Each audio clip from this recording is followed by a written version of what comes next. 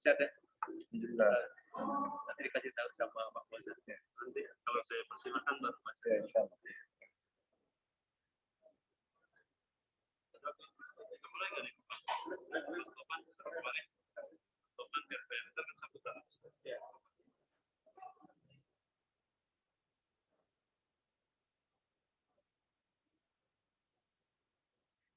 Assalamualaikum warahmatullahi wabarakatuh. Alhamdulillahilladzi anzala as-sakinata fi qulubil mu'minin liyazdadu imanan ma'a imanihim. Asyhadu an la ilaha illallah wahdahu la syarika lah wa asyhadu anna Muhammadan abduhu wa rasuluh.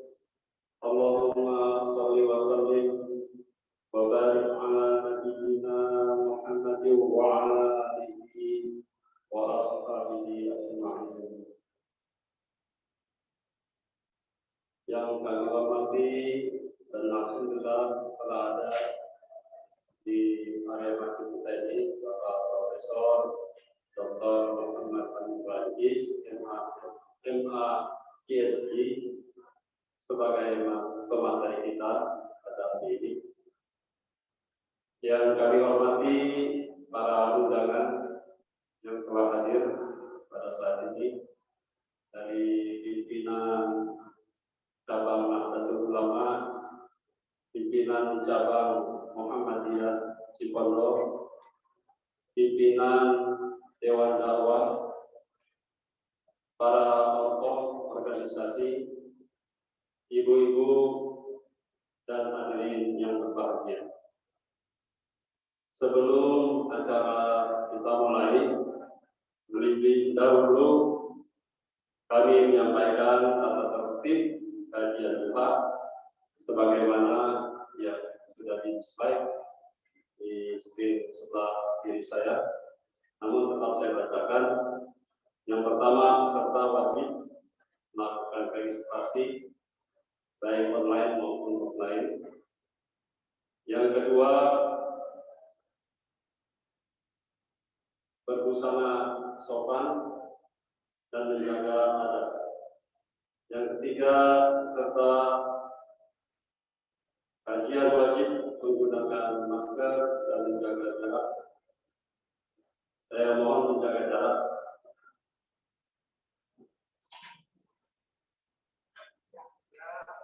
Yang keempat, peserta kajian tidak diperkenankan merekam dengan smartphone dan smartphone semuanya dalam kondisi silent selama kajian berlangsung. Yang kelima, peserta kajian yang membawa anak yang masih kecil mungkin yang nanti mengganggu acara lebih diatur sebagaimana mestinya. Serta kajian diharapkan memberikan ulasan di website kami, di Google Masjid Al-Ikhlas, dan memberikan tanda bintang di bintang 1, 2, 3, 4, 5, atau 7, atau 9 silakan.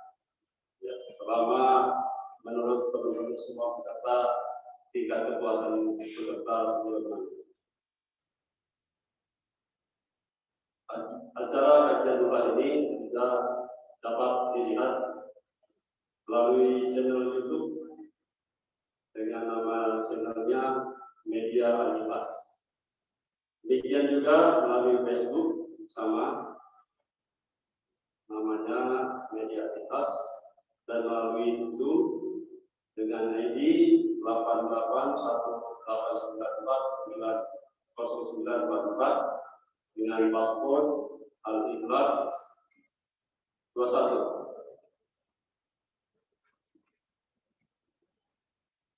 Baik hadirin sekalian, Marilah kajian kita ini, mohon maaf sebelum kita mulai, saya bacakan susunan acara kajian kita pada hari ini.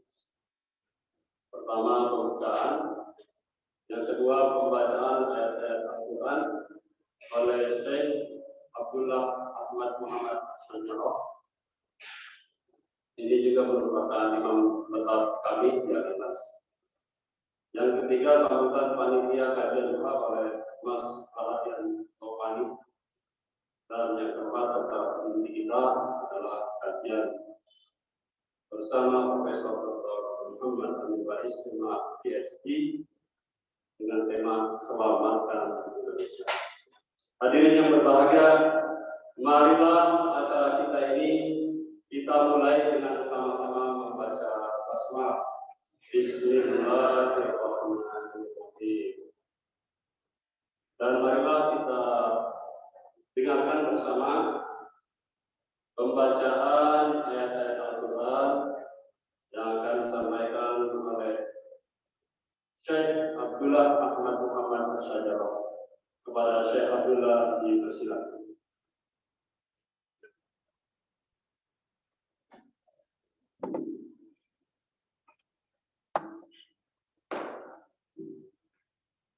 Assalamualaikum warahmatullahi wabarakatuh.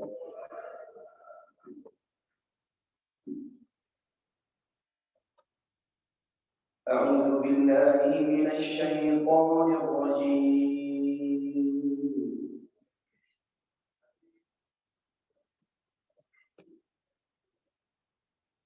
Bismillahirrahmanirrahim.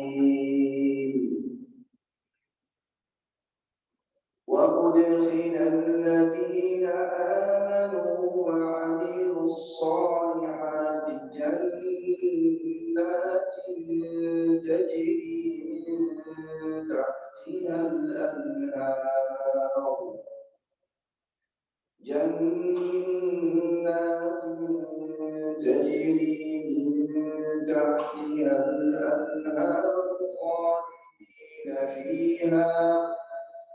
خالدين فيها بإذن ربهم تحيتهم فيها سلام.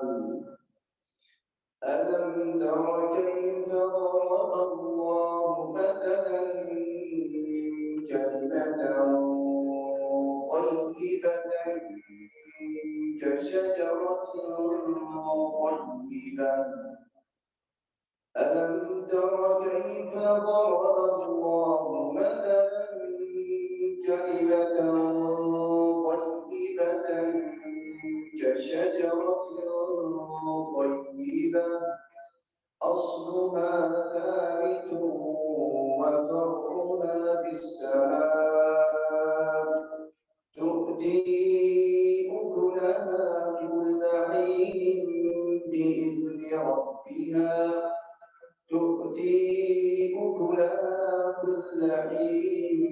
بإذن ربها ويضرب الله الأمثال للناس لعلهم يتذكرون.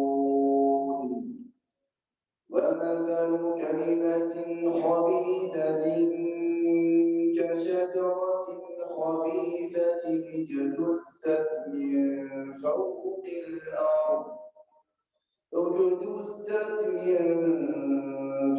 الأرض ما لها من قرار. يثبت الله الذين آمنوا بالقول الثابت في الحياة الدنيا وفي الآخرة ويضل الله الظالمين ويفعل الله ما يشاء. ألم تر إلى الذين بدلوا نعمة الله كفرا وأحلوا قومهم دار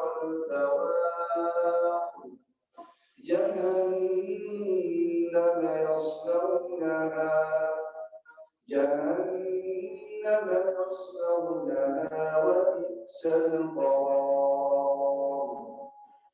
وجعلوا لله أندادا ليضلوا عن سبيله قل تمتعوا فإن مصيركم إلى النار قل لعبادي الذين آمنوا يقيموا الصلاة قل لعبادي الذين آمنوا يقيموا الصلاة وينفقوا مما رزقناهم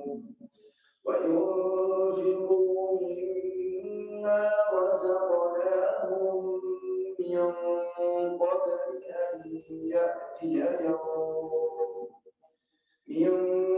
قبل أن يأتي يوم لا بيع فيه ولا خلال الله الذي خلق السماوات والأرض وأنزل من السماء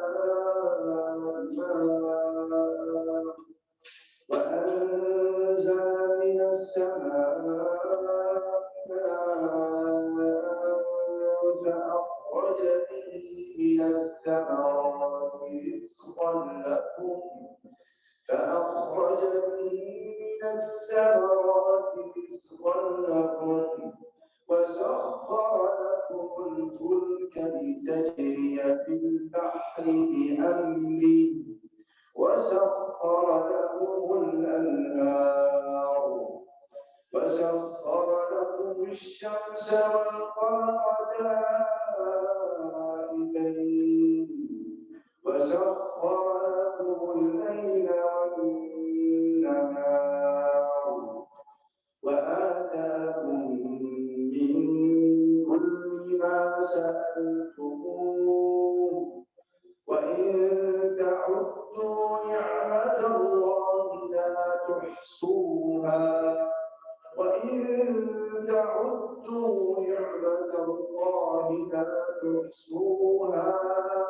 إن الإنسان لظلوم كفار صدق الله العظيم. السلام عليكم ورحمة الله وبركاته. Waalaikumsalam. Demikian mengingatkan kepada kita, membacakan kepada kita ayat-ayat Al-Quran. Semoga kita yang ada di ruangan ini dan yang mendengarkannya mendapat rahmat dari Allah Subhanahu wa Ta'ala. Hadirin yang berbahagia, marilah kita dengarkan sambutan dari Ketua Penyelenggara acara doa kepada Pak Mas Taufani dipersilakan.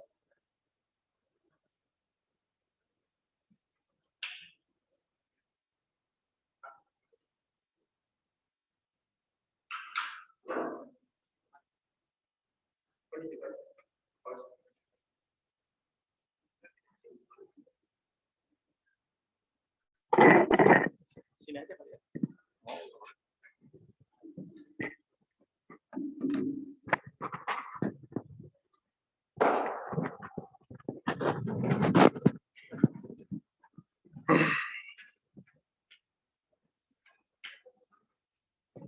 Bismillahirrahmanirrahim. Assalamualaikum warahmatullahi wabarakatuh.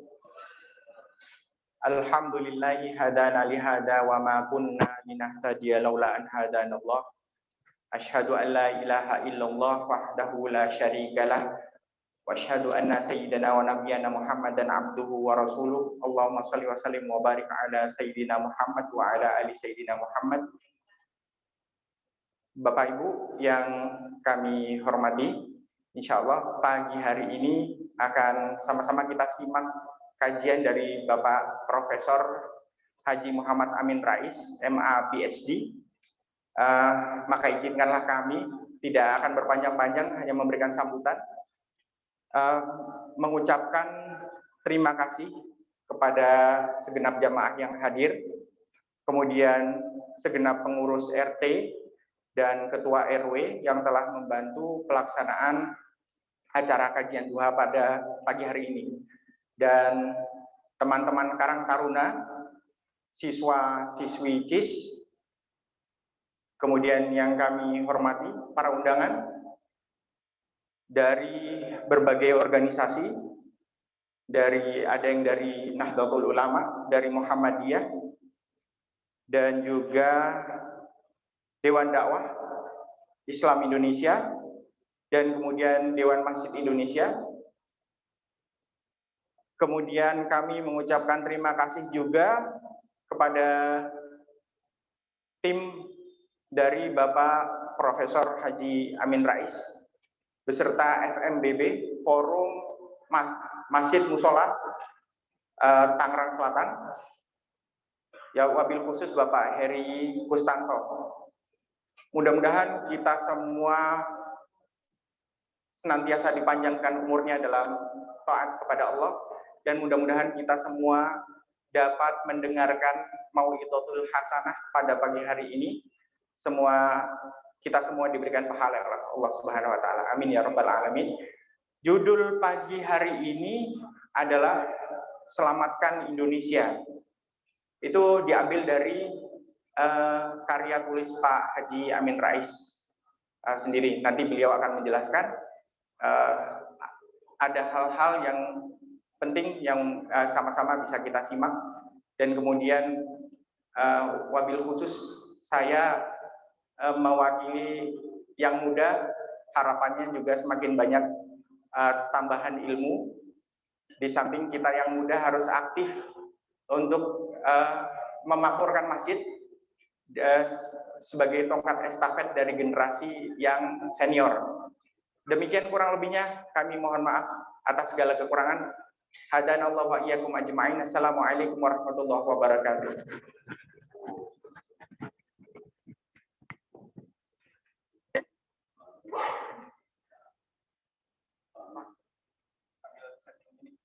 Baik, sebelum Pak Amin menyampaikan kuliah depannya,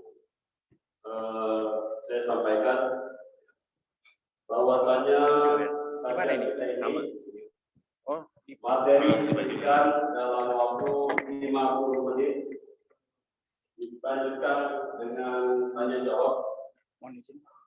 Bapak pasang sendiri atau saya? Banyak waktu yang kita lakukan. Selanjutnya, yang mau memberikan pertanyaan disiapkan.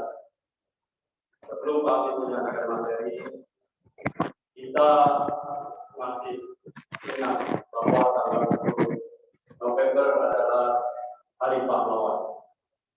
Tidak bisa kita lupakan. Dan 2 minggu yang lalu saya mampir di rumah dinas Pak Dirman beliau selaku Panglima Besar Jenderal Sudirman di Yogyakarta. Ada amanat yang beliau sampaikan agar kita semua memahami apa perasaan bagaimana Pak Dirman pada saat itu. Saya bacakan amanat Pak Dirman bahwa penderitaan pahit sejak tanggal 19 Desember 1948 itu disebabkan karena sebagian para pemimpin kita, baik sipil maupun militer, sama terpikat oleh perundingan, sehingga mereka lupa bahwa lawan Belanda saat itu, kalau sekarang mungkin bahwa mereka lawan pada saat itu Belanda telah bersiap lengkap di depan kita. Amanat ini disampaikan pada tanggal 9 Mei 1949. Amanat dari Pak Dirman sebagai tanggapan atas kebijakan pemerintah yang kurang memperhatikan peran jam 9 hadirin yang berbahagia, kita itu konsentrasikan perhatian kita, pendengaran kita dan materi kajian doa yang disampaikan oleh Bapak Profesor Dr. Muhammad Hamid Haris. Kepada Bapak kami persilakan. Bismillahirrahmanirrahim. Bismillah.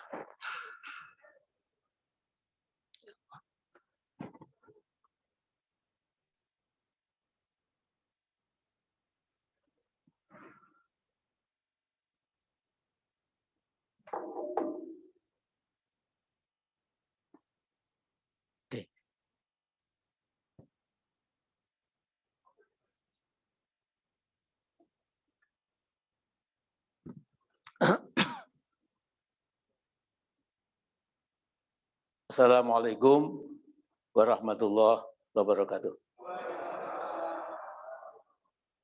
Alhamdulillahirabbil alamin. Wassalatu wassalamu ala asyrafil anbiya'i wal mursalin wa ala alihi wa sahbihi ajma'in. Amma ba'd. Pada pengurus takmir Masjid Al-Ikhlas yang saya cintai, yang dimuliakan Allah, tapi juga tadi imam kita yang baca surat Ibrahim yang sangat menyentuh hati kita, seandainya kita paham artinya, ya. Juga tadi pengantar dan semua saja ibu-ibu, bapak-bapak, saudara, adik-adik, bahkan anak-anak, mungkin juga cucu saya, ya, yang saya hormati dan saya cintai. Jadi saya diberi judul Selamatkan Indonesia. Nah, buku ini sudah saya tulis kira-kira 10 tahun yang lalu. Kemudian sudah terjemahkan dalam bahasa Inggris berjudul Save the Nation.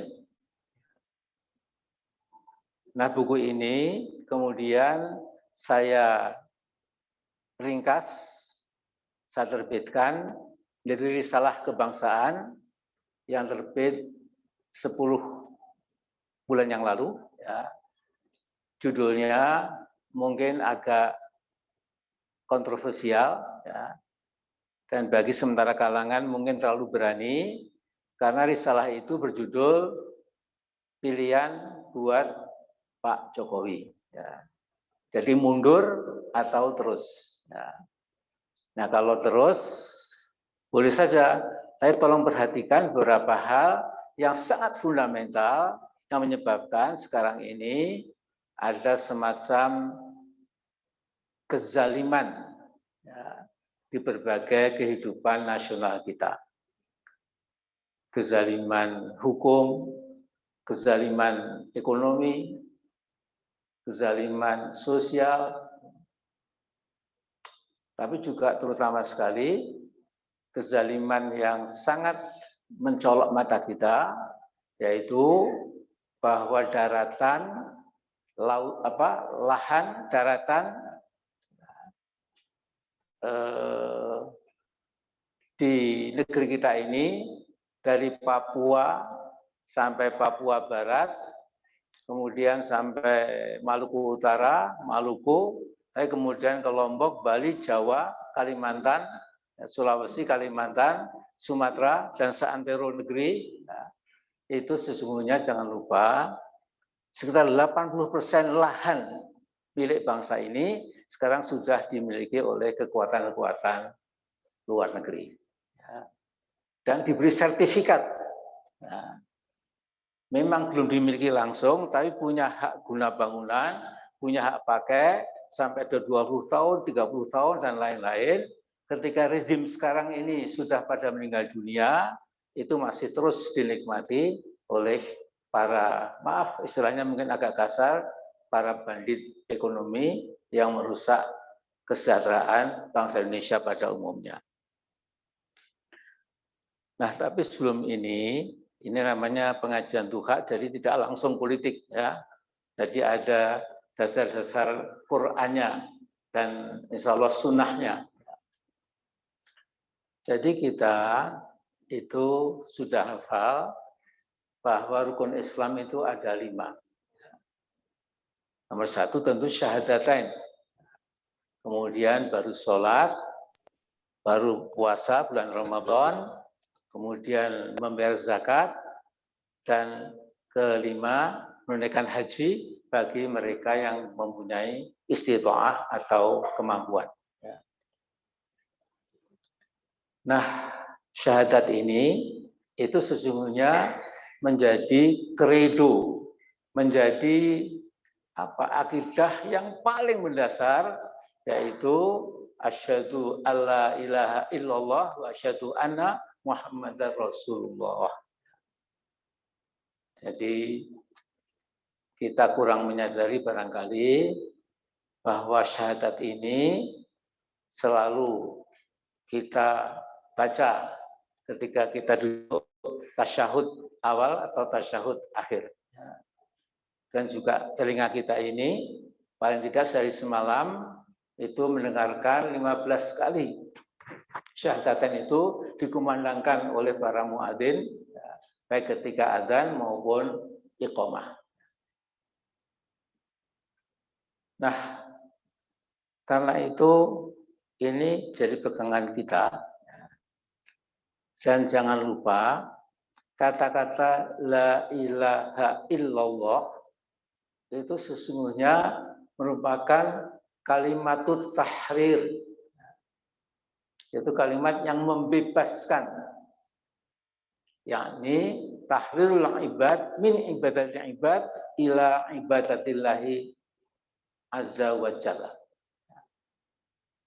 Jadi dengan la ilaha illallah Muhammadur Rasulullah itu sesungguhnya kaum muslimin, kaum muslimat di seantero muka bumi itu dibebaskan dari menyembah kepada sesama makhluk menuju kepada beribadah menyembah kepada Allah semata-mata.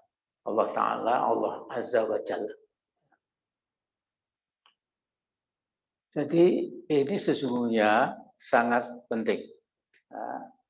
Karena kita tiap kali sudah otomatis seperti robot barangkali, kadang-kadang maknanya kurang kita hayati, kurang kita mengerti dengan sungguh-sungguh, sehingga kemudian menyebabkan bangsa-bangsa muslim di berbagai negeri muslim, bahkan beberapa negara Islam, itu tampilan kebanyakan umat Islam, juga tampilan sebagian para pemimpin mereka itu tidak ada semangat tadi itu, ya.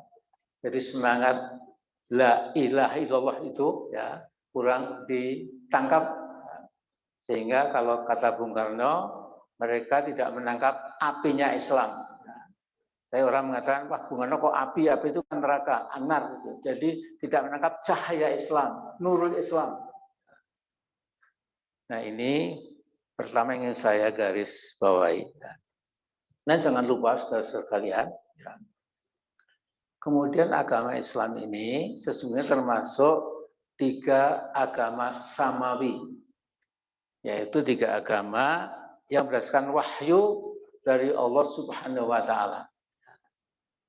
Jadi kalau kita baca Al-Baqarah ayat 136 itu berbunyi A'udzubillahi minasyaitonirrajim. Qulu amanna billahi wa ma unzila ilaina wa ma unzila ila Ibrahim wa Ismail wa Ishaq wa Yaqub wal asbati wa ma utiya Musa wa Isa wa ma utiya nabiyyuna min rabbihim la nufarriqu baina ahadin minhum wa nahnu lahu muslimun. Ini ayat Baqarah 136 itu mirip sekali dengan Ali Imran ayat 84, yaitu berbunyi Qul amanna billahi wa ma unzila ala Ibrahim wa Ismail wa Ishaq wa Yaqub wal asbati wa ma utiya Musa wa Isa wan nabiyyuna min rabbihim la nufarriqu baina ahadin minhum wa nahnu lahu muslimun. Jadi kita umat Nabi Muhammad SAW itu diperintahkan membuat semacam pernyataan. Ya, katakanlah kami ini beriman kepada Allah dan kepada wahyu yang telah diturunkan kepada kita. Ya, kepada kita itu lewat Nabi Muhammad SAW. Ya. Kemudian juga kita meyakini sepenuhnya wahyu yang diturunkan kepada Nabi Ibrahim, Nabi Ismail, Nabi Ishak, Nabi Yakub, dan para nabi keturunan mereka itu. Kemudian juga kita sepenuhnya meyakini kebenaran wahyu yang diturunkan kepada Nabi Musa, Nabi Isa, dan kepada para nabi yang lain dari Tuhan mereka. Dan kita dengarkan, la nufarriqu baina ahadin minhum wa nahnu lahu muslimun. Kami tidak boleh melakukan diskriminasi satu sama lain karena kami semua itu kepada Allah berserah diri. Ya. Jadi saudara sekalian, ya, yang saya muliakan, ya. Jadi sesungguhnya seluruh nabi kita, ya, sejak Nabi Adam, Nabi Nuh sampai Nabi terakhir, ya, itu risalahnya itu sama. Ya. Misalnya An-Nahl 36 mengatakan walaqad ba'atsna fi kulli ummatin rasula an ya'budullaha wajtanibut taghut faminhum man hadallah wa minhum man haqqat 'alaihi dhalalah. Jadi An-Nahl mengatakan, Allah berfirman, sungguh kami Allah telah membangkitkan bagi setiap umat itu adalah utusan Rasul. Pesannya anikbudullah, beribadahlah, menyembah kepada Allah, dan jauhi sejauh-jauhnya yaitu at-tauhid. Tauhid, tauhid itu objek sesembahan yang menjadi pesaing bagi Allah yang maha sempurna. Jadi tauhid bisa berupa arca, bisa berupa ya bangunan-bangunan, juga bisa berupa manusia, katakanlah takut kepada diktator, takut kepada pemimpin otoriter dan lain-lain. Karena itu sebagian manusia itu mendapatkan hidayah dari Allah, tapi sebagian itu betul-betul sesat, ya, dari jalan kebenaran, dan mereka mendapatkan ad-dhalalah, yaitu kesesatan yang nyata. Nah, jadi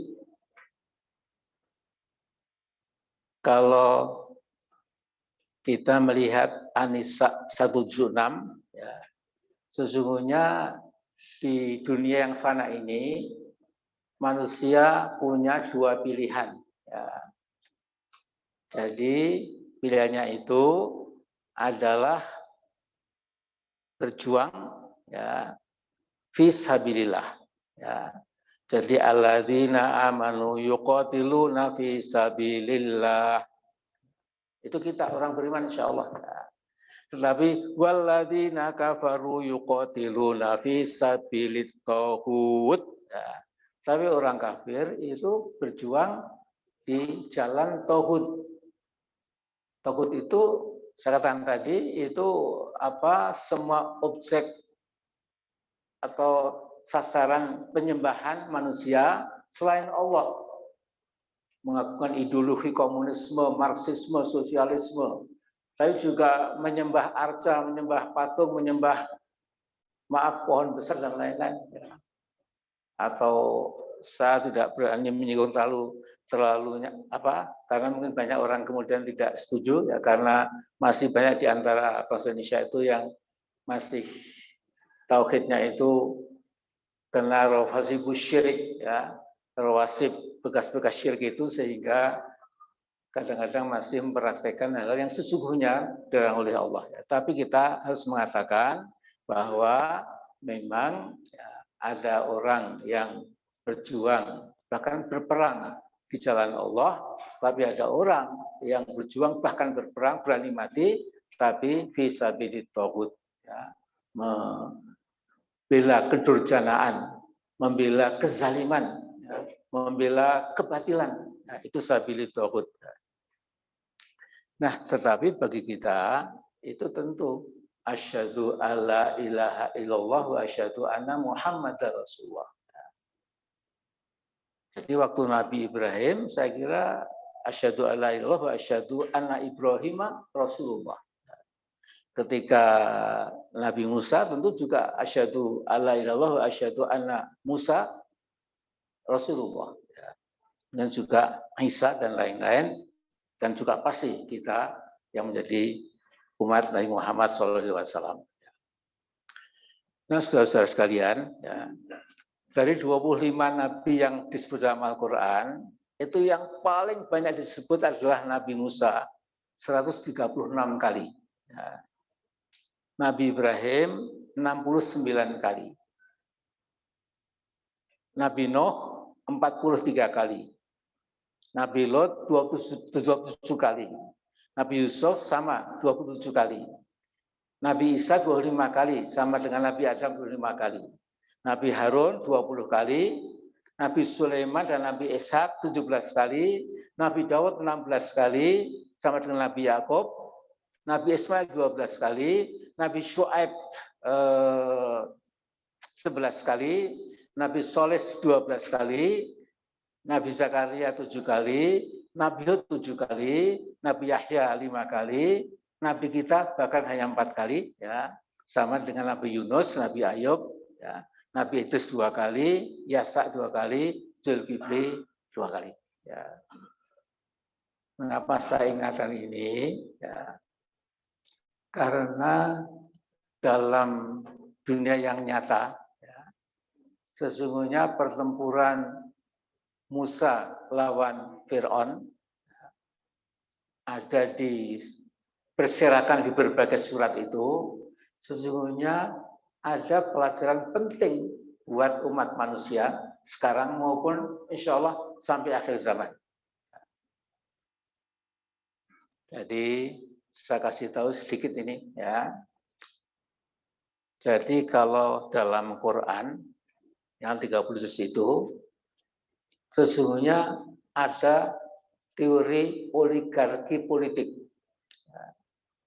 Sekarang panjenengan semua, jamaah yang saya muliakan, yang saya cintai, dan sekarang ini kalau kita ikuti, baik media cetak, mainstream, apalagi media sosial, ya, hampir semua orang, ya, yang pro pemerintah, apalagi yang oposisi, ya, sekarang makin disadari bahwa Indonesia ini sedang dicengkeram oleh oligarki. Oligarki itu sedikit manusia, tapi punya kekuasaan yang gede sekali, sehingga bisa menentukan arah perkembangan, arah majunya sebuah bangsa dan negara. Dan rakyat kecil, kebanyakan rakyat itu tidak dihitung sama sekali, dianggap robot, dianggap ya cuma manusia yang ya bisa discarded, bisa dibuang, nggak diperhatikan. Nah sekarang semua orang bicara itu Indonesia ini sekarang sedang dipimpin oleh oligarki. Nah kalau kita baca sedikit agak teliti, ya, maka ketika Fir'aun bisa mencengkeram rakyatnya di Mesir itu sampai ratusan tahun, ya, karena Al-Farainah itu kan ada banyak Fir'aun itu. Fir'aun yang menjadi musuh Nabi Musa itu salah satu dari sekian puluh atau belas Fir'aun. Ya. Tapi mengapa mereka bisa mencengkeram rakyat yang demikian banyak itu dan tunduk? Karena ada persekongkolan, ada kolaborasi, ada komplotan dari 4 elit. Ya. Yang pertama itu elit politik. Siapa tokohnya? Ya Fir'aun itu. Ya. Yang kedua ada elit militer. Ya. Waktu itu dirangkap. Jadi Fir'aun juga pemimpin politik, kekuasaan negara dipegang dia, dan juga pertahanannya, militernya dia yang pegang juga. Kemudian ada elit teknokratik, yaitu Haman. Haman ini sesungguhnya mula-mula ya tidak punya niat jahat ya, tapi akhirnya dia menjual teknokrasinya itu sehingga dia menyembah Fir'aun, disuruh membuat menara yang tinggi. Kemudian waktu itu Fir'aun karena sontoloyo dan bodohnya itu dia ingin melihat apa di langit sana ada Tuhan. Kemudian dia membawa panah, kemudian dipanahkan. Ya. Tapi untuk menghibur Fir'aun yang bodoh itu oleh malaikat, ketika panah itu menyambar burung barangkali, ya, ketika jatuh ada darahnya, kemudian dia mengatakan, aku sudah ya membunuh Tuhan. Ya. Tapi kemudian jangan lupa ada Korun. Ya. Korun ini sesungguhnya min qaumi Musa. Korun ini sesungguhnya juga temannya Musa. Bahkan pernah jadi pembantunya Musa. Tapi Korun ini kemudian jadi triliuner, jadi penguasa ekonomi, dan digambarkan dalam Al-Qur'an kunci-kunci gudang kekayaannya itu ya tidak bisa diangkut oleh 7 orang dewasa. Jadi mungkin ada sekian hektar waktu itu kekayaan dia itu ya, sehingga digambarkan Al-Qur'an 7 orang dewasa saja itu berat untuk mengangkat kunci-kunci khazanah kekayaan dari Korun tadi. Nah sekarang sesungguhnya di RRC, di Soviet, di Korea, Indonesia, dan mana-mana itu sama. Ya. Amerika juga jelas sekali. Ya. Jadi rakyat kebanyakan itu diperlukan suaranya ketika pemilihan umum. Begitu sudah selesai pemilihan umum, yang memegang itu adalah oligarki, sedikit orang. Ya. Yang mengatur perbankan, mengatur kehutanan, pertanian, perkebunan, yang mengatur militer dan lain-lain itu ya tadi si oligarki tadi. Jumlahnya sedikit. Ya. Nah jadi kalau kita baca Quran, kita di cerdas Indonesia juga sama. Kita tahu siapa elit politiknya, topnya. Ya. Namanya itu, ya toh. Gak usah sebut-sebut, nah tersebut nanti kena delete IT. Oh, Pak Amin menyebut nama langsung di Masjid Al-Ikhlas. Jadi yang perlu ditanya adalah pengurus takmirnya dulu kan gitu ya. Pak Amin belakangan gitu ya. Ini saya cuma bergurau. Saya nggak pernah takut ya. Kemudian yang kedua, tentu juga elit ekonomi. Siapa elit ekonomi itu? Kita tahu. Saya sebutkan elit ekonomi itu adalah MTC ya. Jadi mafia Taipan Cukong itu sudah ada di buku saya ya. Jadi ini sudah nggak nyali apa-apa, ini bukan syarat. Ya. Jadi kenyataannya pemegang ekonomi bisnis itu saya kira hampir semuanya dipegang oleh MTC. Nah, kita ini cuma di pinggiran ya, cuma buka restoran kecil ya, buka warung sembako ya, juga mungkin punya hotel kecil-kecil ya. Tapi yang besar-besar itu sudah dikangkangi oleh kekuatan MTC tadi. Ya. Jadi mirip ketika zaman Fir'aun itu. Ya. Nah kemudian tentu ya ada teknokratnya itu. Ya.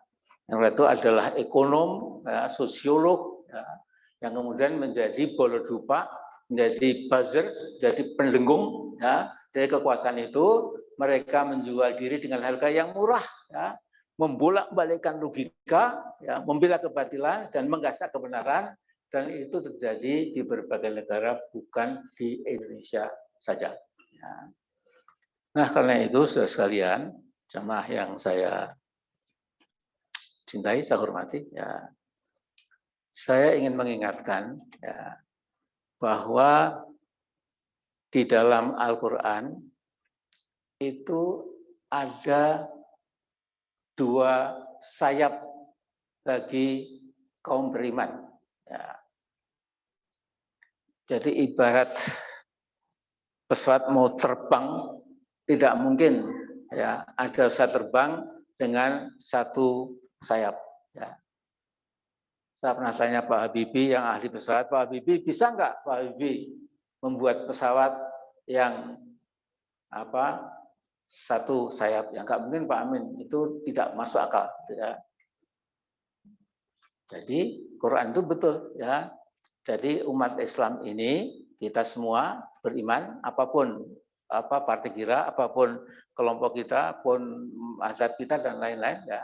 Ini Quran itu netral, ya. Bahwa dalam Quran itu ada perintah untuk amar ma'ruf nahi mungkar, ya. Jadi al-amru bil ma'ruf wa nahyu 'anil mungkar. Ini sebelah kanan, ya.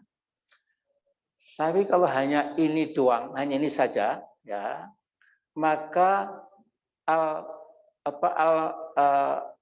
al-amru bil ma'ruf wa nahyu 'anil mungkar, amar nahi mungkar itu sesungguhnya belum menyentuh yang lebih penting lagi, yaitu masalah kekuasaan.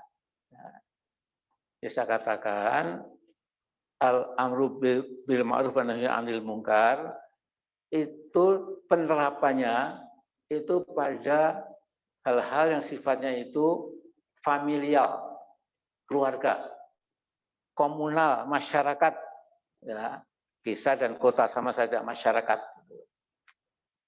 Tetapi ini tidak mengadres pada kekuasaan, ya.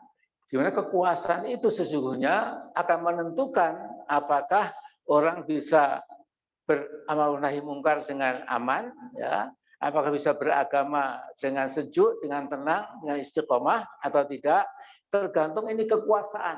Ya. Kekuasaan itu adalah yang punya negara. Negara itu punya kekuasaan puncak, kekuasaan apapun itu milik negara, karena dia punya aparat, punya polisi, punya TNI, ya, punya dinas intelligence, ya, punya birokrasi segala macam. Ya. Nah, kalau negara ini kekuasaannya itu adil, tentu negaranya akan aman. Ya. Jadi ada istilah no justice, no peace. Tidak ada keadilan, tidak mungkin ada perdamaian. Ya. Nah, kekuasaan ini, ya, itu kalau sampai zalim atau zalim bahasa Indonesianya, ya, itu tentu akan membuat bangkrut kebanyakan rakyat, karena si oligarki ini, ya, orang sedikit tadi itu yang akan mengontrol kekuasaan, sehingga bukan kata saya, kata para ahli ilmu sosial politik mengatakan banyak negara mengatakan masih demokratis, tapi sejatinya sudah diambil alih oleh kekuasaan oligarki. Ya. Jadi kepala negara, wakilnya, perdana menterinya ditempatkan sebagai perdana menteri, para menterinya, gubernurnya itu sesungguhnya tinggal samina wa atokna. Ya. Bukan pada Allah, tapi pada oligark tadi. Ya. Nah, ini yang saya katakan, kita perlukan sayap yang kiri, yaitu al-amru bil adli wa nahyu 'anil zulmi, yaitu menegakkan keadilan dan melawan atau menghancurkan kezaliman. Ya. Nah, ini kita lihat misalnya, ya, itu dalam An-Nahl ayat 90. Ya. Jadi para bapak-bapak dan mas-mas, ya, kalau ibu-ibu jarang Jumatan ya, karena yang wajib memang hanya laki-laki ya. Perhatikan 90% khotib sebelum turun dari mimbar itu mesti mengatakan innallaha ya'muru bil adli wal ihsan wa ita'i dzil qurba wa yanha 'anil fahsya'i wal munkar wal baghi ya'idukum la'allakum tadhakkarun ya. Jadi ini ada perintah ya. Innallaha ya'muru bil adli wal ihsan. Jadi ada al-amru bil adli wal ihsan. Ya. Kemudian ada yanha 'anil fahsya'i wal munkar wal baghi. Ada anahyu dari hal yang fahsya, munkar, al baghi. Baghi itu juga sebenarnya dzulm. Baghi itu melewati batas, baghi itu berlebihan, menggasak yang bukan miliknya, menghancurkan tatanan, itu namanya apa? Baghyun ya. Nah, karena itu maka kita harus menyadari ya, bahwasanya kalau hanya yang klise, bukan klise saya sebut ya, yang kalau klise itu sepertinya yang klasik ya, artinya yang klasik itu yang ada dalam banyak kitab-kitab itu biasanya memang ya seperti Muhammad Taslim misalnya itu punya ayat namanya wa takum minkum itu ya. Jadi apa kata Muhammadiyah sudah wa takum minkum ya. Tapi kalau Anda lihat sebenarnya NU dan Muhammadiyah itu harus bersaudara ya. Karena kalau teman-teman Nahdien itu kan wa'tasimu billah ya. Jadi iktisam dengan Allah, kemudian pakai tali itu ya, iktisam ya. Nah, itu adalah ayat yang mendahului sebelum bahasakum, itu dua ayat sebelumnya itu wa'tasimu billah ya. Jadi sesungguhnya dua kekuatan ini, kekuatan gajah ini andai kata bisa jadi one single united Muslim unity itu ya, tentu akan hebat sekali ya. Tapi nanti urusan yang lain ya. Tapi saya akan mengatakan bahwa sebagai orang beriman ya, itu kita tidak boleh mengambil sumber kebenaran kecuali dari Allah saja. Ya. Jadi tidak boleh kebenaran dari Karl Marx, dari Mao Zedong, ya, dari Xi Jinping sekarang ini, atau dari Putin, atau dari nggak boleh ya, dari manapun ya. Karena al-haqqu min rabbika fala takunanna minal mumtarin. Itu di Al-Baqarah. Di Ali Imran, al-haqqu min rabbika fala takum minal mumtarin ya. Jadi kita juga diingatkan dalam surat Yunus ayat 35 ya. Qul hal min syurakaikum may yahdi ilal haq qulillahu yahdi lil haq afama yahdi ilal haqqi ahaqu an yutaba amman la yahdi illa an yuhda fama lakum kaifa tahkumun ya. Dikatakanlah, apakah kamu punya sekutu-sekutu ya yang bisa menunjukkan kepada al-haq kebenaran? Katakanlah hanya Allah yang bisa menunjukkan kebenaran itu. Ya. Nah sekarang masalahnya, apakah orang yang tidak mungkin menunjukkan kebenaran kecuali diberi petunjuk oleh Allah, ya, akan engkau ikuti, ya. Tapi sesungguhnya mengapa kamu tidak mengikuti Allah? Itu yang jelas Allah itu namanya juga Al-Haq, Abdul Haq. Al-Haq itu juga nama Allah, salah satu dari Asmaul Husna. Karena itu bagi mereka yang tidak mengambil hak dari Allah itu, kaifa tahkumun, mengapa kamu mengambil hukum sekonyol itu? Kira-kira demikian. Ya. Kemudian di Al-A'raf itu ada 2 ayat. Ya. Wa min qaumi Musa ummatu yaduna bil haqq wa bihi ya'dilun. Ya. Kemudian ayat lain di Al-A'raf, wa mimman khalaqna ummatun yaduna bil haqq wa bihi ya'dilun. Jadi dari sebagian manusia itu memang ada yang diberi petunjuk oleh Allah kebenaran, dan kebenaran itu mereka menegakkan keadilan. Nah, saudara sekalian, saya sekarang akan masuk ya ke mana? Ke masalah yang konkret di negara kita ini.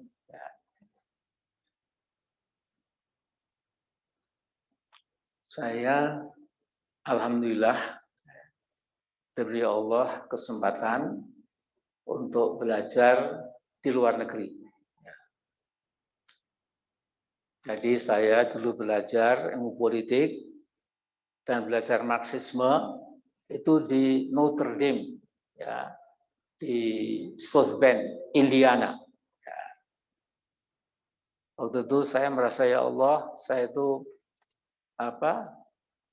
bisa sekolah di waktu itu kan mewah sekali bisa sekolah di Amerika, sekarang udah biasa bolak-balik ya. Waktu tahun 2002 itu sedikit sekali ya.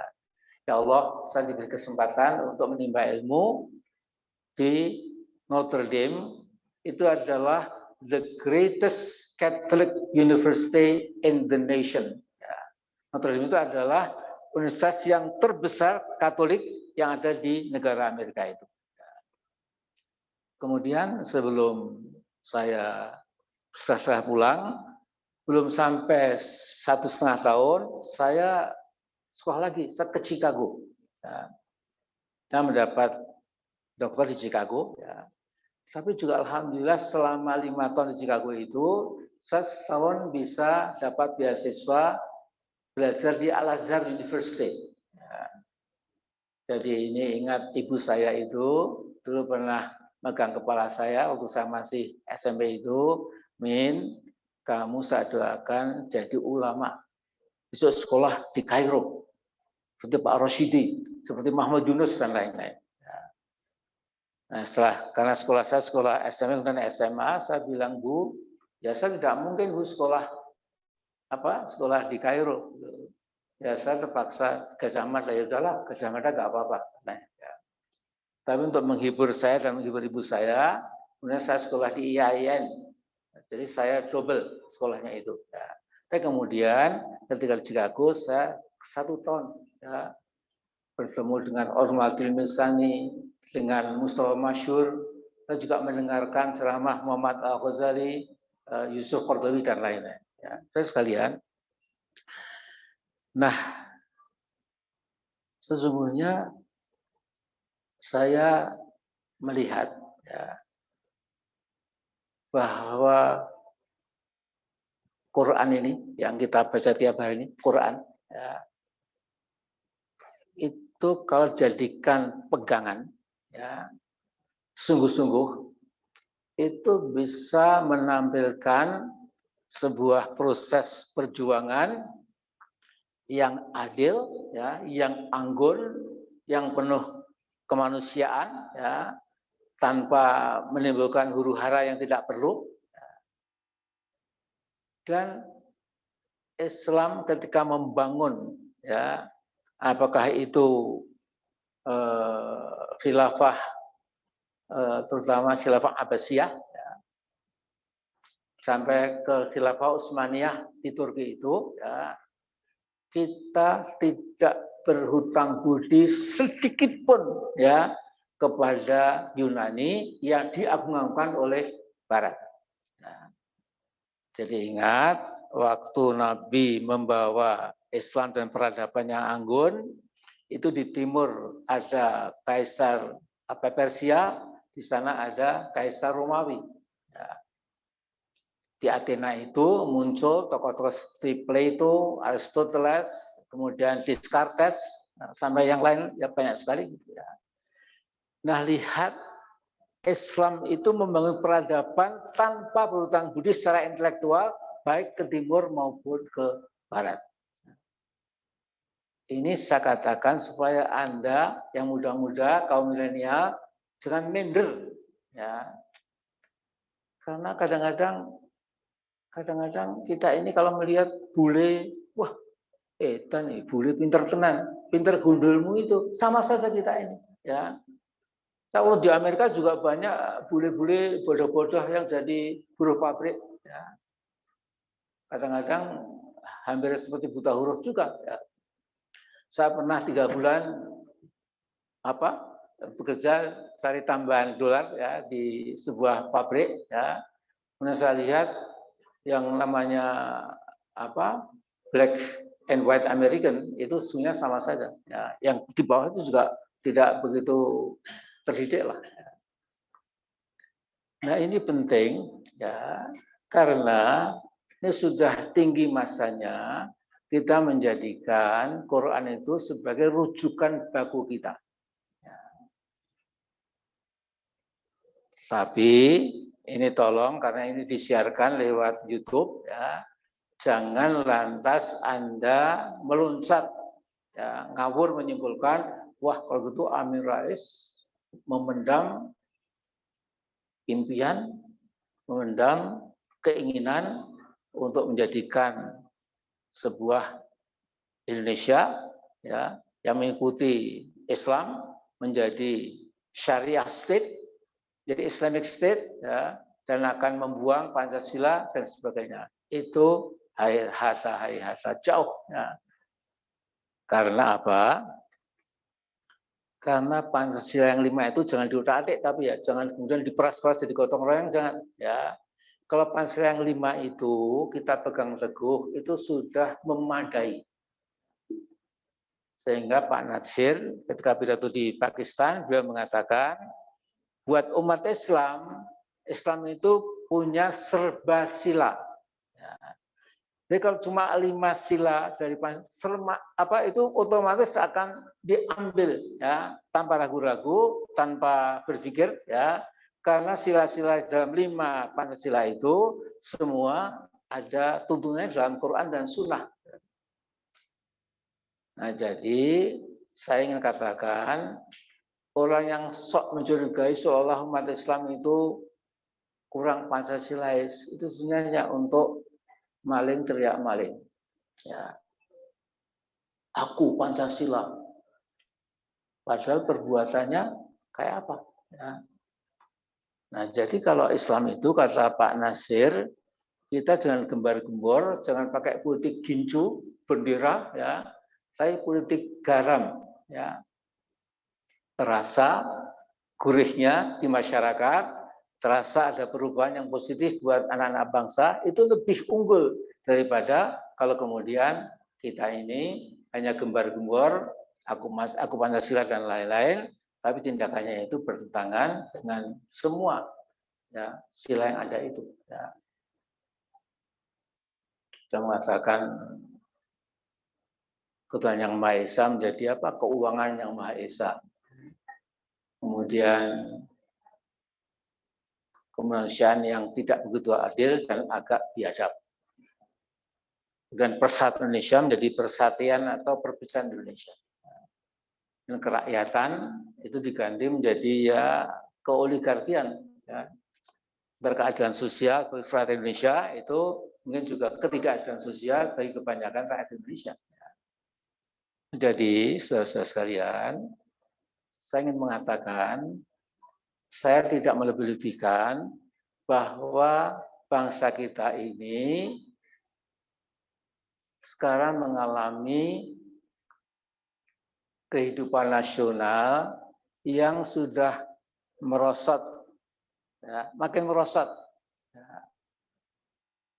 Dulu kalau Pak Harto, ya, itu masih bisa membedakan. Ya. Jadi kamu bandit ekonomi, kamu mafia, kamu cukong dan Taipan, ya. Kamu sudah berbisnis, sudah menguasai segala macam ekonomi, tapi engkau jangan berpolitik. Ya. Bahkan kalau Bung Karno lebih hebat dari Pak Harto, Bung Karno itu pernah membuat peraturan ya, yang menggegerkan, di mana tidak boleh ya teman-teman Tionghoa itu membuka ya, warung, membuka toko di tingkat kecamatan. Ya. Itu dilarang. Karena kalau sudah kecamatan dikepung dan lain-lain, kemudian Suton, Noyo, Dadap, Waru, Paiman, dan Paijo itu dapat apa? Ya. Nah sekarang ini keadaan kita, saudara-saudaraku, ya, ini saya tulus ya dari insya Allah keyakinan saya baca Quran, insya Allah, saya baca dulu politik, saya sudah keliling dunia, alhamdulillah. Ya.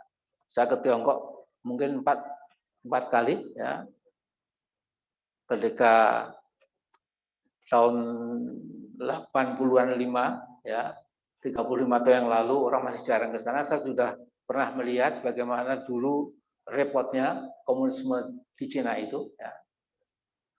Tapi ini sekarang adalah ya, bahwa saya boleh dong mencurigai, ya, atau memperhatinkan, ya, atau memprediksi, ya, bahwa negeri ini sesungguhnya makin dekat ke tebing yang sangat curam, tebing jurang yang sangat curam. Ya. Jadi Pak Amin kalau ngomong pakai fakta Pak, jangan hanya ngomong tanpa dasar. Insya Allah saya dengan tim itu sudah mengumpulkan ya fakta dan angka. Ya. Jadi facts and figures, fakta dan angka-angka. Ya. Bagaimana kerusakan hutan, ya, bagaimana pemboyongan sumber daya alam kita secara ugal-ugalan itu tiap jam dari pagi, siang, sore, malam sampai pagi lagi digotong ya ke luar negeri dan pemerintah hanya seolah-olah tidak tahu. Ya. Nah, jadi saya ingin mengatakan ya, bahwa kita tidak boleh berleha-leha. Ya. Karena kalau kita tidak waspada, ya, mungkin 10 tahun dari sekarang semua sudah terlambat. Ya. Jadi misalnya lihat saja, ya, ada beribu-ribu ya tenaga dari Cina itu yang katanya buruh karyawan, ibaratnya tegap-tegap, ya, kemudian disinyalir mereka adalah mungkin tentara bayaran, gitu. Yang ini harus kita waspadai juga. Ya. Utang kita ini itu sudah berapa ribu triliun, sebagian besar utang kita itu ke mainland China, tapi juga ke Singapura, ke Cina. Ya. Dan sekarang ini ya yang populer ada istilah debt trap, ya, jadi jebakan utang. Nah sekarang kalau kita pergi ke Uganda atau beberapa negara Afrika itu bank sentralnya sudah diambil alih oleh Beijing. Ya. Jadi mereka menggerojok dengan dengan utang keenakan. Nah, ketika harus mengembalikan tidak bisa apa-apa, kemudian sesuai dengan MOU atau dengan kesepakatan, maka kemudian diambil alih. Nah, sehingga bank sentralnya itu lucu di negeri, maaf kulit hitam, ya, tapi pejabat banknya itu si mata sipit, ya, berkulit kuning. Ya. Kita pun sepertinya juga menuju ke sana. Ya. Nah, jadi kalau saudara-saudaraku sedikit membaca banyak artikel di jurnal maupun bisa kita lihat di YouTube maupun di Google itu, ya. Jadi Xi Jinping ini punya gebrakan untuk menguasai dunia dengan melakukan 2 jalur gebrakan ekonomi, yaitu OBOR, One Belt, One Road. Jadi Cina ini sedang membangun struktur jalan raya yang panjang sekali, maksudnya sampai ke Turki Amsterdam, dan setiap jalan ini ya, akan melewati berpuluh-puluh negara. Ya. Kemudian negara itu dibujuk, ya sudah nggak apa-apa, nanti utangnya gampang, tapi ini izinkan dulu. Ya. Biasanya kalau orang duafa, ya, makanya kalau bisa kita jangan sampai duafa lah. Ya. Hanya kata dua pun minta aku ya, jangan duafa. Ya. Itu kemudian menyodorkan kedaulatannya ke Cina itu. Ya. Nah, yang lewat laut itu one road, jalan sutra laut. Ya. Yaitu dari Cina Selatan, Laut Cina Timur, Cina Selatan, Selat Malaka, Samudra India, terus sampai ke Afrika, kemudian melewati Mesir, sampai ke Turki, sampai ke Amsterdam. Tapi alhamdulillah itu maunya Xi Jinping kayak begitu ya. Tapi sebenarnya Allah tidak menghendaki. Ya. Sehingga Pakistan sudah digenggam, ya. Pakistan ini pemberani, ya. Kemudian karena sebegitu pongah, beberapa bekerja, kemudian ya didor oleh Pakistan, ya. Sehingga mereka kaget, gitu. Ternyata tidak semudah itu untuk menaklukkan bangsa-bangsa yang akan ditaklukkan itu. Ya. Nah kita sekarang ini saudaraku, ya, memang kezaliman demi kezaliman itu kita lihat dengan kasat mata. Tanpa saya memperparah ya, atau mengompori enggak ya. Memang yang dari sekarang ini bangsa kita sudah terbelah. Ya. Yang Islam ya, itu memang umumnya diperkecil ya, diperkecil gerak ekonominya, gerak politiknya supaya tetap menjadi tergantung. Ya. Para ulama yang berani biasanya ya disatroni, ada yang ditusuk, ada yang dibunuh, ya, ada yang dibuat penjara dan lain-lain. Ya. Ini apa-apaan? Ya. Jadi saya katakan di dalam buku saya itu ya memang ada Islamofobia yang sangat kuat yang ada di negeri ini. Ya. Tadi imam kita ya Syekh Ahmad Muhammad dari Yaman itu kan ingin jadi warga negara, tapi sulit. Mengapa? Karena dia dari negeri Islam. Tapi kalau orang dari negara tirai bambu ya sekarang mengajukan kewarganegaraan, mungkin nggak sampai 1 bulan sudah menjadi warga negara, lalu nggak bisa bahasa Indonesia, nggak tahu apa-apa. Ya. Nah ini harus kita waspadai. Ya. Nah supaya kita kuat, ya memang kita harus bersatu. Ya. Nah kita bersatu kalau kita menyadari ini. Nah umumnya saudaraku, ini terakhir nih ya, ini sudah mau saya jawab ya. Jadi yang sedikit memprihatinkan adalah bahwa kebanyakan eksponen umat Islam dari berbagai kelompok itu bukannya ya nahi mungkar ya atau nahi zulm tadi ya, tapi kemudian menyesuaikan ya. Karena apa? Karena mendapatkan imbalan keduniaan. Ya. Saya nggak bisa lebih detail. Ya. Nah sekarang ini itu harus kita sadarkan. Ya. Jadi umat itu menyadarkan pemimpinnya, ya, pemimpinnya itu mungkin ahli agama kelihatannya atau politisi hebat kelihatannya, tapi lihat, ya, DPR itu sudah bukan wakil rakyat, sudah wakil pemerintah. 85% anggota DPR itu sudah sendiko dawuh. Ya, apa maunya Pak Joko, nggih Pak Joko, panjenengan memang top, marko top. Ya, dan lain-lain lah. Ya. Nah, sekarang bayangkan kalau sampai DPR, DPD, MPR, ya, kemudian naudzubillah min dzalik, misalnya sampai TNI, Tiga Angkatan dan Polri juga sudah bisa diarahkan, ya.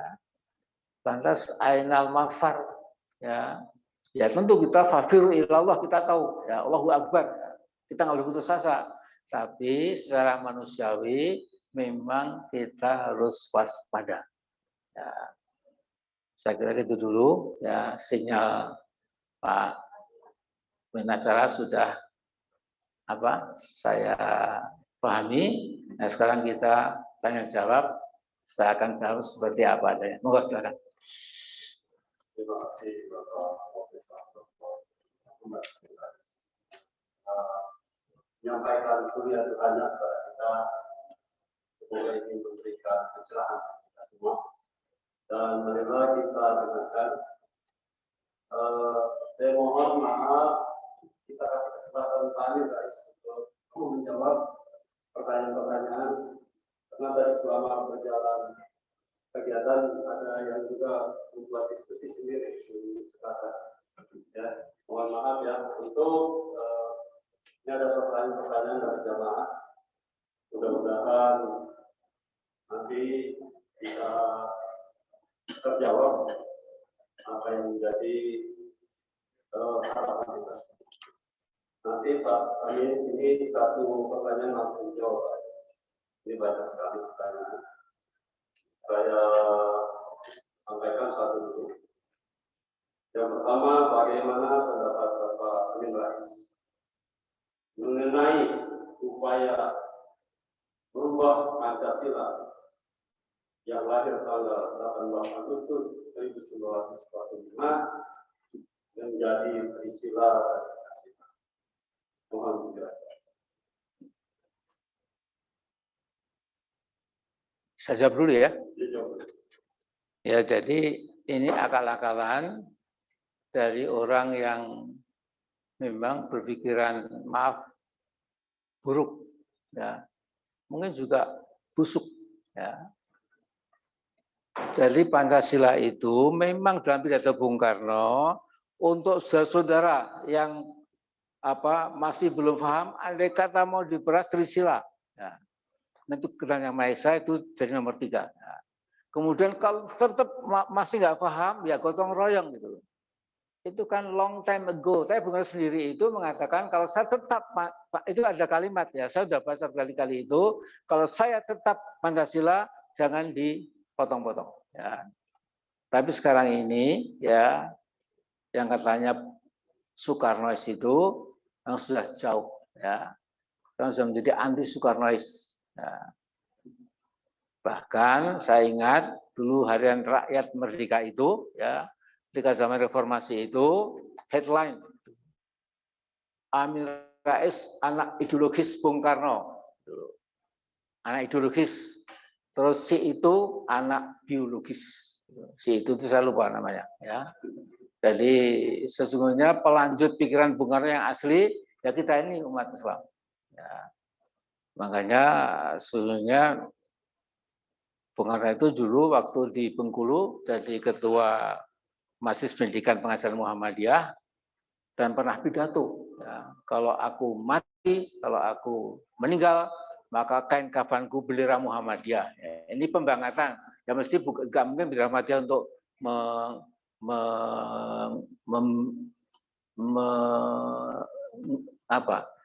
mengafani ya Bung Karno itu. Ya, gitu aja Mas. Ya.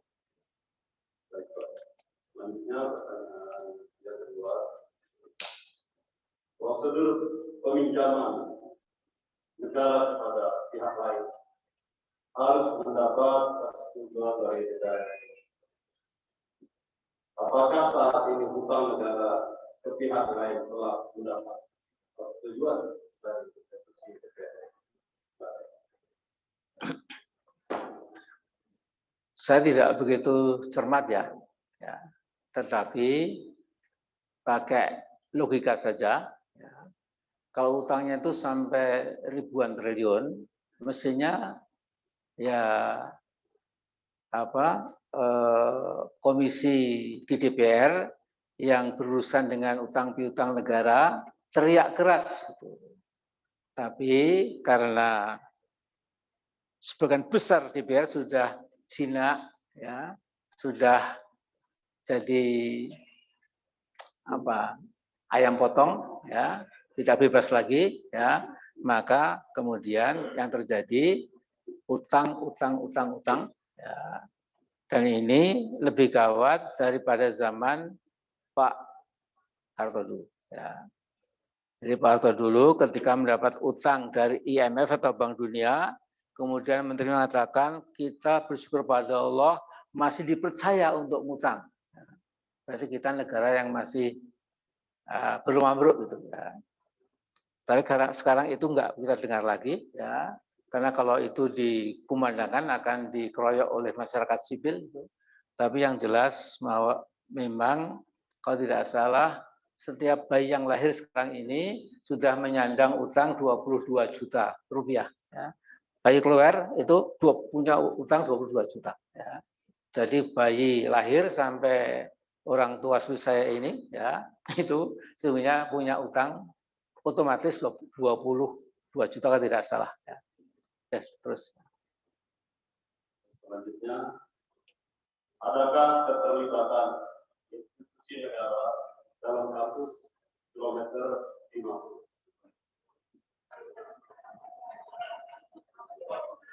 Bagaimana tindak lanjut kasus KM 50 yang sangat tragis dengan pola pembunuhan kejam dan saat ini aktivitas ekonomi dihapus di lokasi tersebut?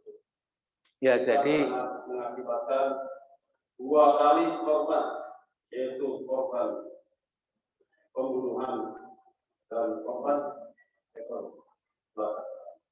Jadi kaki saya, ya, belum pernah menginjak sekalipun ke istananya Pak Jokowi, kecuali waktu saya bersembilan itu ketemu Pak Jokowi untuk mengingatkan selesaikan kasus pembantian extrajudicial killing, ya. Extrajudicial killing itu artinya pembunuhan yang tidak dibenarkan secara hukum, ya. Karena ini adalah masalah yang berat sekali, ya. Mengatakan Pak Jokowi, saya bacakan, ya, barang siapa membunuh seorang yang tidak berdosa atau tidak karena membunuh orang lain, maka seolah-olah kita telah membunuh seluruh umat manusia. Apalagi dalam ayat lain dikatakan barang siapa membunuh muta'ammidan secara sengaja seorang mukmin, maka hadiahnya adalah neraka jahanam selama-lamanya.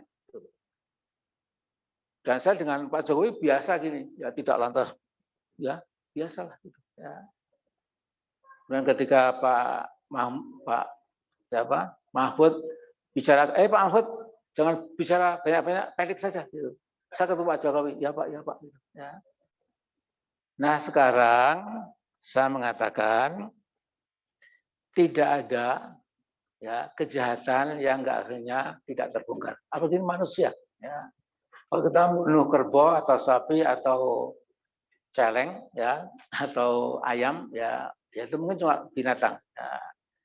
Tapi Allah tidak pernah rela, ya, kalau ada hambanya itu yang dibunuh secara zalim, ya, maka tinggal tunggu tanggal mainnya itu. Nah, jadi sekarang pun, ya, pura-pura sudah ada pengadilan, tapi itu lucu-lucuan saja, ya. Dan yang jelas dalam luar negeri mengawasi kita, ya. Tapi masih ada harapan saudara sekalian, ya, kalau kita terus saja, ya. Pekan ini saya pesan, ya, yang saya kemarin di BSD itu juga telah menyampaikan, tolong ibu-ibu, bapak-bapak, saudara-saudara, setelah sholat duha atau sholatul lail atau sholat 5 waktu, ya, itu menghadap kiblat, angkat 2 tangan, ya. Jadi Allah ya Tuhan kami, hancurkan kekuatan yang zalim itu, dan wa asyili dzalimin bidzalimin, ya. Jadi adu dombalah kekuatan yang zalim itu satu sama lain. Nah, kemudian jangan lupa Allahumma ahlik wa dammir fulanan wa syayatinah. Ya. Fulan itu, fulan itu Anda sebut namanya. Gak susah, nggak mungkin. Ya. Tapi Anda tahu. Ya. Jadi ya Allah, hancur leburkan si fulan tadi dengan syayatin, ya, dengan setan-setannya. Ya. Jadi dalam Al-Quran ini sekalian, wa idza lahum aminu bima itu wa idza khala ila syai'in qalu inna ma'akum innama nahnu mustahzi'un, ya. Jadi orang munafik itu kalau kembali ke setan-setannya itu mengatakan, saya dengan kamu loh, saya cuma melecehkan sendok sama orang beriman itu. Ya. Makanya ini saya sejak dari ambil dari Quran. Jadi Allahumma ahlik fulanan, ya, wasyayatinah, dan konco-konco setannya itu. Ya. Kalau puluhan ribu, ratusan ribu berdoa tembus langit, maka ini jadi, ya, debu. Ya. Tapi kita sungguh-sungguh, ya. Hanya geleder-geleder seenak diri kita, ya. Jadi insya Allah kita sungguh-sungguh lah, ya. Udah gitu aja. Yang lain?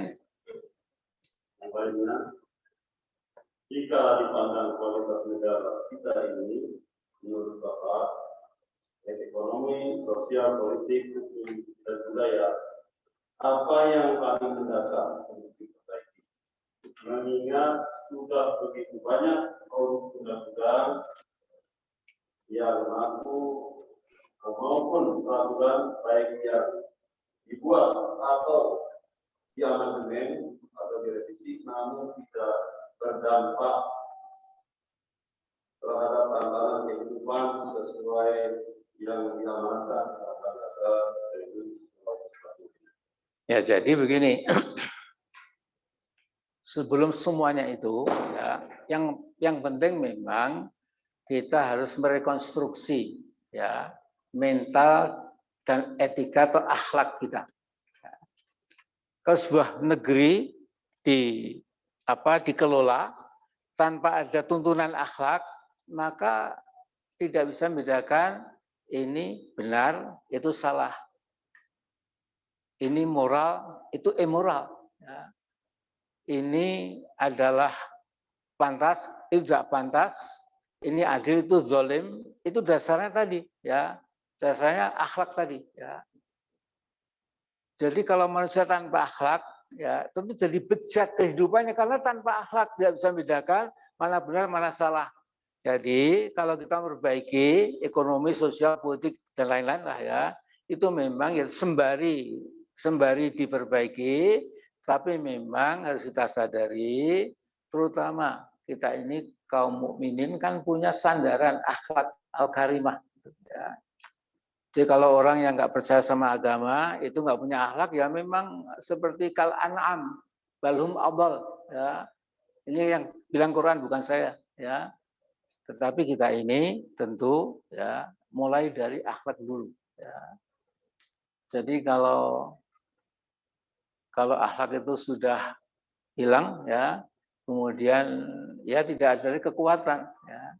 Saya kira gitu. Jadi ini kewajiban para khotib, khutbah, para kiai, para ustadz, para habaib dan lain-lain untuk mengumandangkan bahwa kita tunjukkan, ya, karena Nabi kita itu adalah khuluqun azim, ya. Jadi beliau dilengkapi dengan akhlak yang kemudian bisa merubah jahiliyah menjadi keadaan terang benderang. Satu lagi. Masih ada dua nih, Pak. Coba satu lagi. Sekarang ini siapa yang bisa menjadi wakil rakyat untuk menjadi pemimpin sebagai penggerak dalam lima? Itu jawabannya terpulang pada rakyat, ya. Jadi rakyat yang sudah dikhianati oleh wakilnya, ya mereka rakyat setelah memilih wakilnya itu duduk di DPR RI, tapi bukan untuk kepentingan rakyat, tapi untuk kepentingan oligarki, ya. Jadi besok jangan dipilih lagi, ya, karena juga jangan-jangan yang memilih itu kalau mengulangi kesalahannya itu mendapatkan dosa juga, ya. Jadi tahu konsep dosa atau kejahatan itu ada namanya crime of commission and crime of omission. Ya. Jadi kejahatan melakukan dan kejahatan diam diri, ya, membiarkan kejahatan berlalu. Ini pun juga besok akan dihajar oleh malaikat, saya kira, ya, apa di akhirat. Ya. Jadi kita harus hati-hati, ya. Yang penting memang bagaimana caranya. Ya caranya wakil rakyat itu jangan hanya membebek maunya eksekutif, ya. Sehingga saya mengatakan sudah demikian parah. Kalau dulu Pak SBY bersama kita bisa, ya, Pak Jokowi ini mau apa saja kita bisa, ya. Karena memang seperti itu, mau apa saja bisa. Undang-undang Cipta Kerja, undang minerba, apa saja goal, ya. Pindah ibu kota nanti uang tidak jelas, pindah, pokoknya pindah dulu gitu. Nah, kemudian nanti mungkin juga akan berhancuran, ya, walau alam, ya. Tapi saya yakin sekali dari titik, ya, kezaliman itu kalau sudah sampai titik, sampai ajalnya itu akan merosot dan akan, ya, akan hancur lah, ya.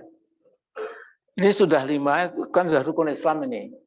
Satu lagi, ya, rukun iman, ya, apa, silakan satu lagi, ya. Kita tambah satu lagi menjadi lengkap rukun iman. Assalamualaikum warahmatullahi wabarakatuh. Sesuai dengan undang-undang KPU, bahwasanya pilpres akan datang diadakan tahun 2020. 3 tahun lagi. Fenomena apa yang terjadi bahwa saya sekarang sudah mengharap tim sukses mengikrarkan capresnya masing-masing. Mungkin Bapak yang terhormat punya analisis. Ya, saya tidak boleh nyebut nama, ya. Kalau punya nama, wah, Pak Amin menggunakan pengajian duha untuk kepentingan politik, ya. Walaupun sesungguhnya politik itu juga bagian dari ajaran Islam itu. Jadi udkhulu fis silmi kafah itu kita masuk ke agama Islam itu seluruhnya, ya. Jadi bukan hanya spiritual, tapi juga hal-hal yang sifatnya keduniaan, politik, ekonomi, dan sebagainya. Nah, jadi saya buka saja, ya. Pilpres yang akan menang, ya, kalau kita biarkan tentu yang diongkosi oleh MTC, itu pasti. Ya.